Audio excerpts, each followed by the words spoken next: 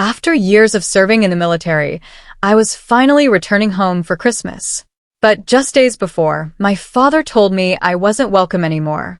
And 5 days later, their lawyer called with something that changed everything.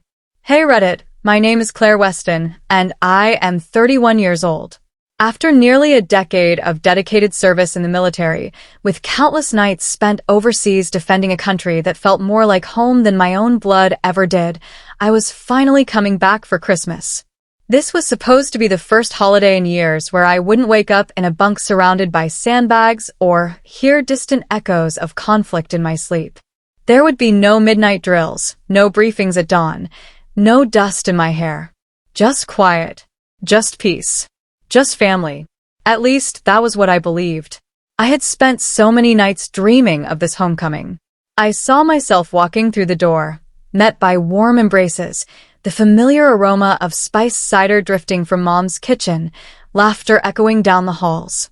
I imagined playing with the niece and nephew I had yet to meet, unpacking memories in the guest room I'd left behind. My body was aching for rest, but it was my soul that needed healing. Home was supposed to be that remedy. But the illusion crumbled on the night of December 17th. I had just finished wrapping small presents, carefully chosen for my sister's kids whom I had only seen in photos, when my phone buzzed. I smiled, hoping it was a holiday greeting. Instead, I found a message from my father. No greeting. No emotion. Just brutality in text. Christmas is better without you. Better not come. I stared at the screen, my fingers frozen above the wrapping paper. For a second, I wanted to believe it was a joke. A misunderstood attempt at humor. But it wasn't. No emojis, no irony. Just a statement as cold as the night outside. The words cut deep, more than any deployment ever had. I hadn't seen my family face-to-face in over 3 years. I missed every milestone, from birthdays to Grandpa Harold's surgery. I thought they understood. I thought they supported my service. I was wrong. I replied with one word. Understood. I didn't ask why. I didn't beg. I just let go. Nobody reached out after that. Not my mother. Not my sister. Not my brother. Not even a cousin curious about my silence. That night, I didn't cry. I didn't break down. I just sat in my quiet apartment, the heater whispering behind me, while carolers sang joyful songs below my window as if the world had forgotten me. Christmas passed like a stranger in the night. I turned off my notifications and stayed away from the manufactured joy on social media. But then came December 27th. I woke up late, still wrapped in the fog of sleep, and reached for my phone. 10 missed calls. 5 from my mother. 2 from my sister Lacey. 1 from Nathan, my brother. 1 from my father. And 1 from a number I didn't recognize. The voicemails played one after another, each one drenched in a different shade of regret. My mother's voice quivered. Claire, please. I just found out what your father said. We didn't mean it like that. Something happened. We need to talk. Lacey's message was sharp, cold. You not showing up has made everything worse. You're not the only one hurt. Call us. Nathan sounded desperate. Claire, it's about Grandpa. He passed on the 24th. The will. You were supposed to be here. But it was the final voicemail that made my heart drop. Miss Weston, this is Marion Holloway from Holloway and Finch, legal representative of the late Harold Weston. Please contact our office immediately regarding the execution of his will.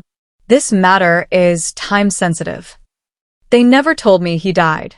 The one man who wrote me letters by hand during my tours. The only one who ever sent care packages with notes like, "Not all family sucks." He was gone, and no one had bothered to tell me. Rage, grief, and a cold flame of resolve took over. I remembered our last conversation 2 years ago.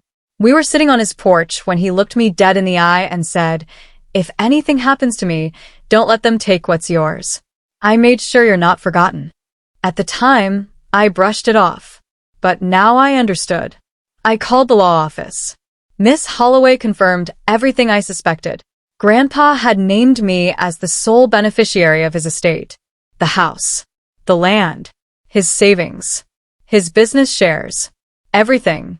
But there was a condition. I had to attend the formal reading of the will in person on January 3rd. If I didn't, the inheritance would default to the next of kin, my father. Now I knew why they suddenly remembered my name. It wasn't about regret. It was about money. I asked Miss Holloway one final question. Did Grandpa know what they were like? She paused, then said, yes. That's why he changed his will 6 months ago. That's why he requested a recording of the reading. To protect you. I spent the following days collecting documents, printing old emails Grandpa had sent me, and preparing for a battle. They wanted to play their games.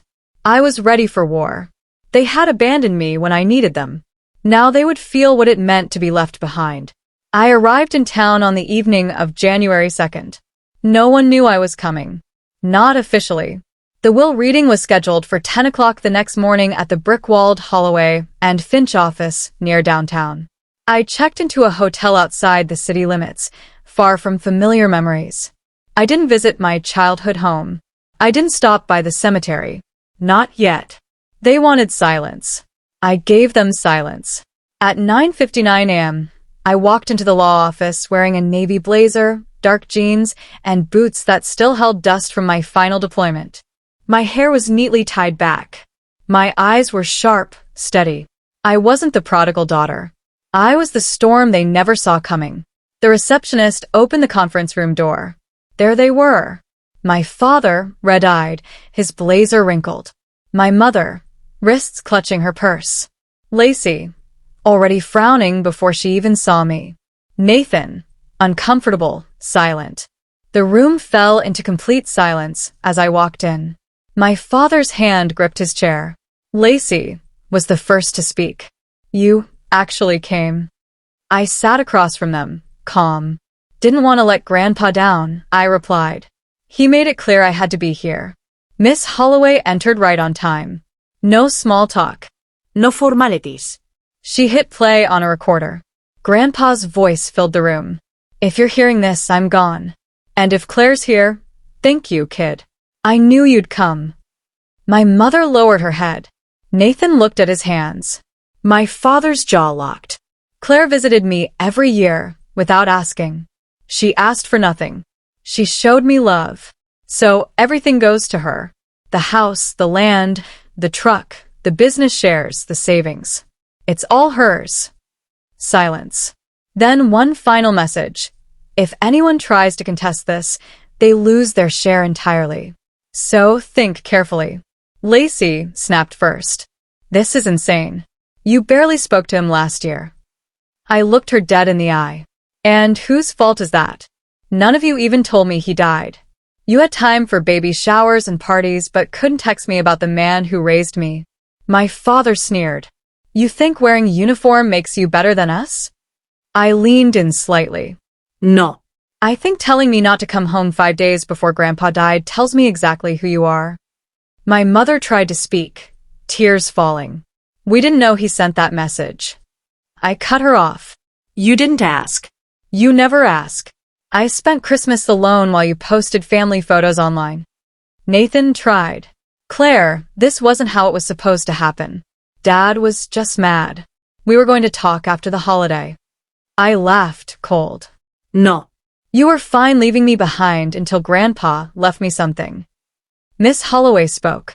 Unless there are legal challenges, we'll process the paperwork this week. Claire, please sign here. I signed without hesitation. When I stood, they remained frozen, like the nightmare was just beginning. I walked toward the door, then turned one last time. You didn't want me home. Now this home isn't yours anymore. Outside, the cold air hit like freedom. Sharp. Final. Over the next few days, I met with accountants, discovered Grandpa's investments were worth more than anyone knew, and signed the deed to the house. My house. The same one my parents still lived in. They had 30 days to leave. My father called. I didn't answer. Lacey sent a nasty email.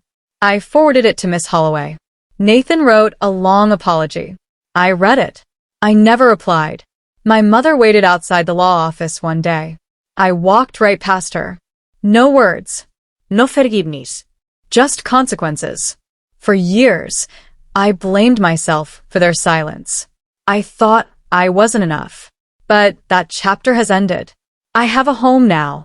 Not because it was handed to me, but because one man saw my worth and made sure I had the last word. They slammed the door on me for Christmas. So, I locked them out for good.